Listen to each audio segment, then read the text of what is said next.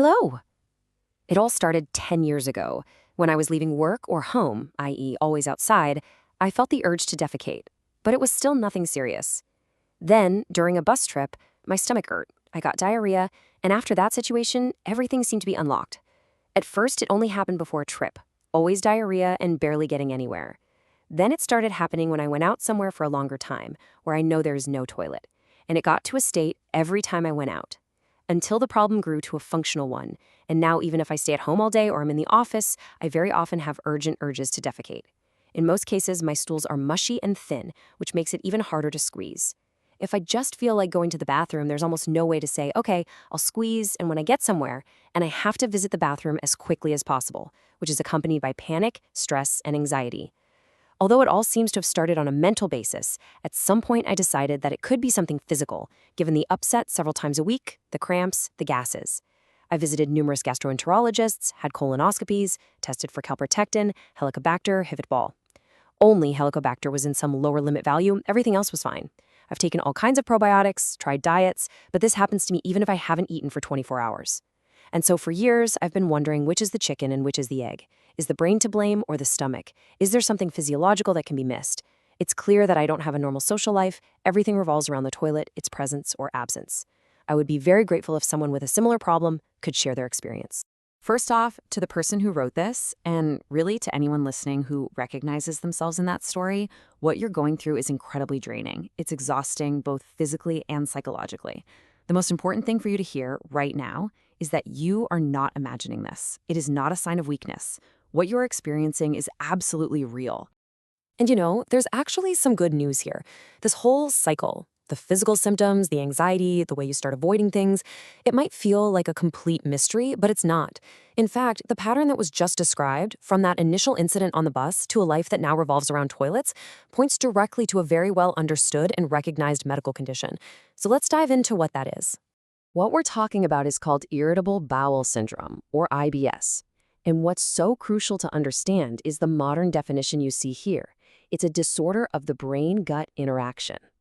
This isn't just some vague diagnosis. It means the problem isn't actually in the gut tissue itself, which is exactly why all those colonoscopies and tests came back normal. The problem is in the hypersensitive communication system between your brain and your gut. This brings us directly to that chicken and egg question from the story. Is the brain to blame, or is it the stomach? Well, the answer is, it's both. They've gotten themselves locked in a pretty nasty feedback loop. So let's break down how a loop like that even gets started. What's really fascinating about this is how it maps perfectly onto the story we just heard. It starts with a real, legitimate physical event, getting sick on a bus. Your brain, just trying to do its job and protect you, creates this powerful association. Bus trip equals gut distress, and that equals danger. From that moment on, even just the thought of a similar situation, like leaving home without knowing where a toilet is, can act as a trigger. Your brain sounds a false alarm, but it sets off a completely real physical gut reaction. Cramps, urgency, the whole 9 yards, all as a misguided defense mechanism. And this leads to one of the most confusing parts of this whole experience, a question the writer specifically asked. Why on earth does this happen, even on an empty stomach? If it's not about food, what is causing it? Well, the crucial point to understand is that your gut has a nervous system of its own. It's often called the second brain. And it doesn't just respond to food. It responds powerfully to stress hormones like adrenaline and cortisol. The mere anticipation of symptoms, the anxiety of leaving the house, that general tension you feel, all of these are chemical signals that tell your already hypersensitive gut to go into overdrive. Okay, so understanding the mechanism is one thing, but to really break the cycle, we have to understand the specific nature of the fear that's driving it. And it's a little more nuanced than just saying anxiety. This is a really key distinction. This isn't a classic fear of open spaces or crowds. It is a very specific somatic fear, meaning it's focused on bodily sensations. The core anxiety isn't about being outside. It's about the terrifying possibility of having an urgent gut symptom and losing control in a place where escape or a private toilet isn't immediately available. Let's make this practical. Just take a moment and reflect on this question for yourself. If you are somewhere you know has a clean, accessible, and private bathroom, does the urgency, the cramping, the panic seem to lessen even just a little? And what about this one? If you're in a meeting or at a social event, but you know you can leave the second you feel uncomfortable, Does that knowledge alone reduce your symptoms?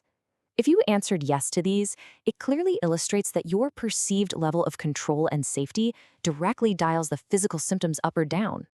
This brings us to the most important part of this explainer, a path forward. Because if the nervous system can learn this response, it can also unlearn it. Recovery is absolutely possible, and it involves retraining that brain-gut connection. Here is the fundamental shift in perspective that's required for healing. The writer has done everything right by seeing gastroenterologists and ruling out physical diseases. That work is done. The path forward is no longer about more stomach tests.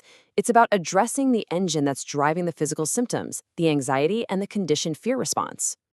A core part of this work involves challenging those catastrophic thoughts. The brain just screams, if I feel that sensation, the worst possible thing will happen. But therapy helps you pause and reframe that thought realistically. The feeling of urgency is intensely real and frightening, but how many times has the feared catastrophe actually occurred? The goal is to separate that terrifying sensation from the predicted outcome. This approach builds into a structured recovery plan that generally stands on 4 pillars. First, a specific type of cognitive behavioral therapy for IBS to challenge those catastrophic thoughts. Second, a process of gradual supported exposure, which teaches your nervous system that feared situations are actually safe.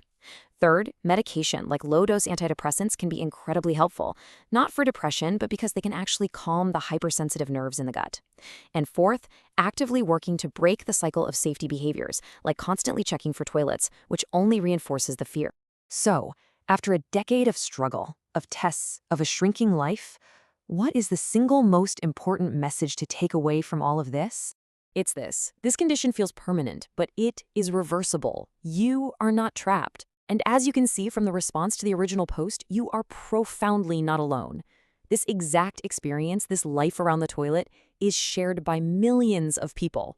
There is a community of understanding and a clear path to recovery. And this slide perfectly illustrates the final crucial takeaway. The true path to getting your life back is to shift your focus from the gut to the brain, to soothe and re-regulate the command center that has been sounding the false alarm. The ultimate goal is to calm the nervous system.